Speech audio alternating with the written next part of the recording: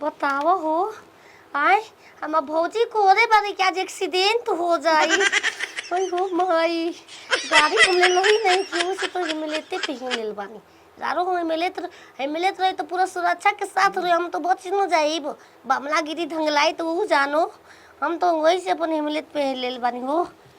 किसी एक्सीडेंट मदद हो जाई गाड़ी धक धक धक धक चली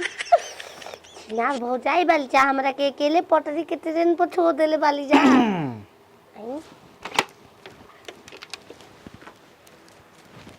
अरे चढ़ली जवनिया कनिया बानिए राजा जी तय बही उतरल ना नथुनिया दक दक दक दक दक दक ओ मेहरारू ठीक बिया पहले ही गाय लेखा कांपतिया हैं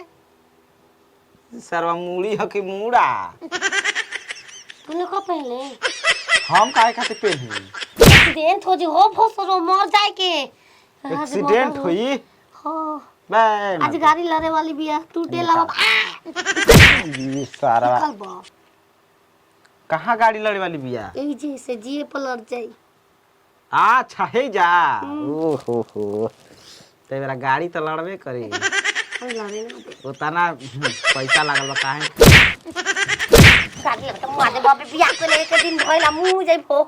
लइका पैदा करे के बाबे हमरा तेरे छिनरी तो बिना गाड़ी लड़ले लइका पैदा हुई ए फसरो गाड़ी लड़ी तो हमें एक्सीडेंट हो जी तो हम लइका होई मन न जाए भोसरी के कहले बा मत देख गाड़ी लड़ी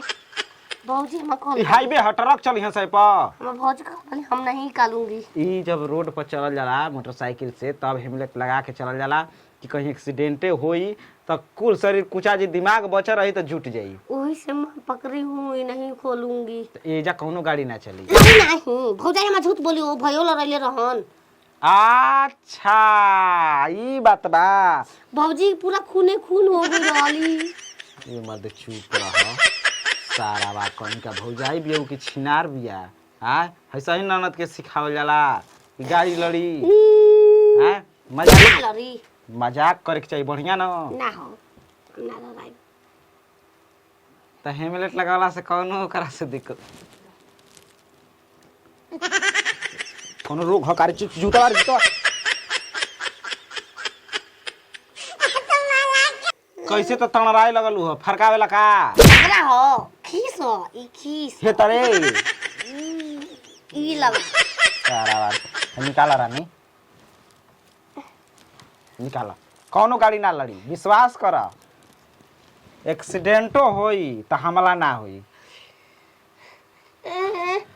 ओइसे तरह तू लगा के मर जाइबू बिना गाड़ी लड़ले बुझाता कि चुड़ैल बन गई नी अभी फेंकले रही थैली पहनला तार भौजाई बाकी रंगीला नथुनी न करिए ना उतर रहे ओ जी यार से नथुनी उतरवा ले रही अब का ओ कैसे मगले में लेतवा करे 80,000 के नथिया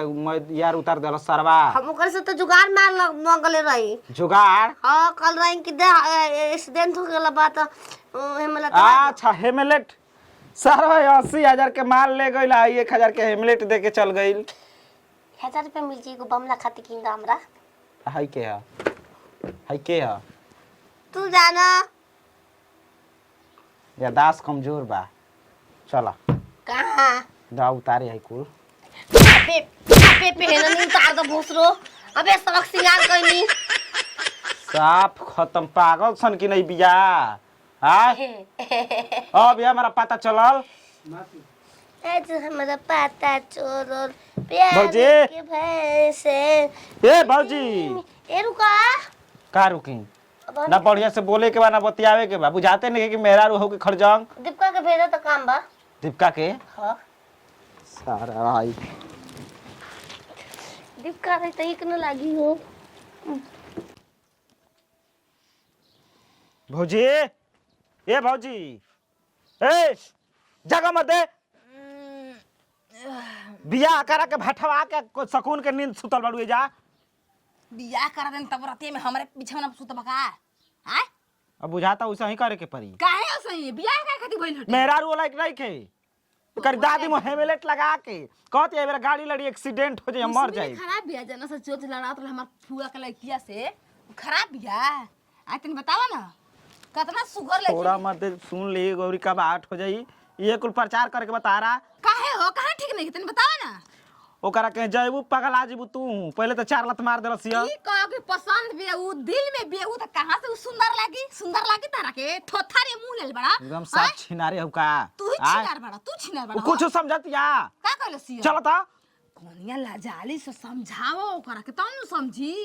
तू तो हम पहले ही खा कहा गइनी। गप दे हमरा के पकड़ ले कवारी में काहे के पकड़ी हैं बिया बोल जैसे तू उसने तार भाई मौगा तन देखी त का भइल ओकरा में कीड़ा ढोला पड़ल बस त आ तना सुगर लेके हम खुद देखनी जाके बक्सर हो नाथ बाबा मंदिर के हेतिर कहने से खराब हो गई। भठवा देलू हमरा के कि नाथ बाबा के मनौती कइले हो खबू कि पागलसन के मिल बताओ कहत लड़की निमने नहीं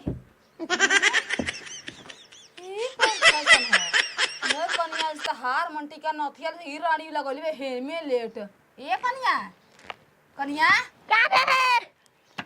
क्या रे के हरे लाओ तक हमें करमाई है ए भोसरो पहले रात में तू का करे गेली? हमरा का मतलब है जाए लगे देर में देखो वो तक तू मरलू होगा उनकरा के हम गने गाड़ी लो जे से बेंद हो जे तो हम भोसरी तो हेलमेट काहे पहनले वाला सुहाग रख दिन के हेलमेट पहनेला पागल के साखा का एकदम से करमाई कॉलेज के अच्छा तरीका कौन है रे ने सॉरी ने ने के कारण से ने रारी का हो बोल बोल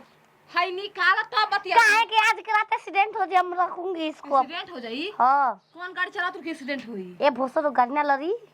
गनो ह गाड़ी लरी की देत बसी हम पागल है का हो गाड़ी के को होत ओ माय कहां से कहत ए सुने काम करो ए गोल का बात हो 4 गो दवाई है निकाल के हमरा काम बा बढ़िया लड़की बिया ना जा सियारी पसकीना हमास का मत बोलबा ई का कहती हो बढ़िया लड़की बिया ना बढ़िया में के हेलमेट लगैले बिया कहत रहनी हतो जे मार तन आई लैलू नहीं अरे दे का बात भाई कल इसके ताने में हाथ फट बिया हम कहीं चलो कौन में के सुंदर बिया ना हम मामन मांगा दो